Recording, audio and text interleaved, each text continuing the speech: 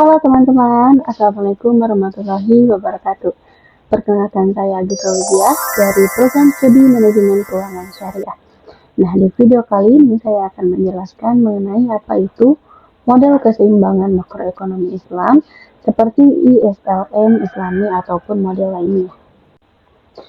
Nah, kalau di ekonomi konvensional kita itu punya model ISLM seperti pada kurva yang saya tunjuk. Nah, lalu di ekonomi Islam kita juga punya loh versi yang mirip, tapi bedanya sistem ini itu tidak menggunakan yang namanya bunga. Nah, terus gimana dong cara ekonomi itu tetap seimbang tanpa bunga? Itu pembahasan yang menarik yang akan kita bahas kali ini. Oke, sebelum itu kita itu harus tahu dulu kira-kira apa sih itu model keseimbangan makroekonomi Islam. Nah, jadi model keseimbangan makroekonomi Islam adalah model yang menjelaskan bagaimana pasar barang dan juga pasar uang ini mencapai keseimbangan, tapi tanpa riba, tanpa bunga dan juga tetap mengikuti prinsip syariah.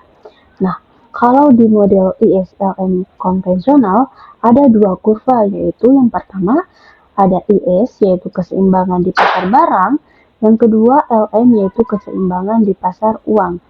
Nah, di dalam ekonomi Islam konsep ini itu tetap ada, tapi instrumennya yang berbeda. Nah, kira-kira apa ya instrumennya? Jadi instrumennya itu adalah ini. Nah, saya jelaskan.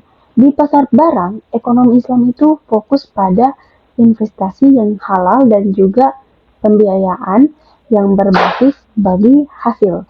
Nah, contohnya seperti mudharabah yaitu bagi hasil antara pemilik modal dan juga pengelola. Lalu yang kedua ada musyarakah yaitu kerjasama modal. Lalu yang ketiga ada murabahah yaitu jual beli dengan margin keuntungan. Nah, karena tidak ada bunga, maka permintaan dan penawaran barang dipengaruhi oleh yang pertama, tingkat keuntungan real, yang kedua, aktivitas perdagangan, yang ketiga, investasi produktif, dan yang keempat, konsumsi halal. Nah, jadi kurva IS Islami menunjukkan hubungan antara pendapatan nasional dan juga investasi berbasis syariah. Nah, di pasar uang, ekonomi Islam itu tidak mengenal yang namanya money demand dan juga money supply karena bunga. Sebagai gantinya, instrumen syariah digunakan seperti zakat, wakaf produktif, sukuk, dan juga qard hasan. Nah, permintaan uang dalam Islam biasanya dibagi menjadi 3. Yang pertama itu ada transaksi yaitu untuk kebutuhan harian, yang kedua berjaga-jaga yaitu cadangan kebutuhan, yang ketiga investasi yaitu halal tapi bukan berbentuk spekulasi. Nah, kurva LM Islami menggambarkan keseimbangan antara jumlah uang yang beredar dan juga pembiayaan syariah.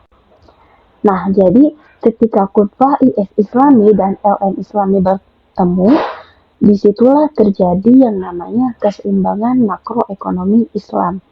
Yang artinya, pertama, pasar barang seimbang, pasar uang seimbang, investasi pembiayaan halal dan juga tidak mengandung riba, dan ekonomi berjalan stabil sesuai dengan syariat.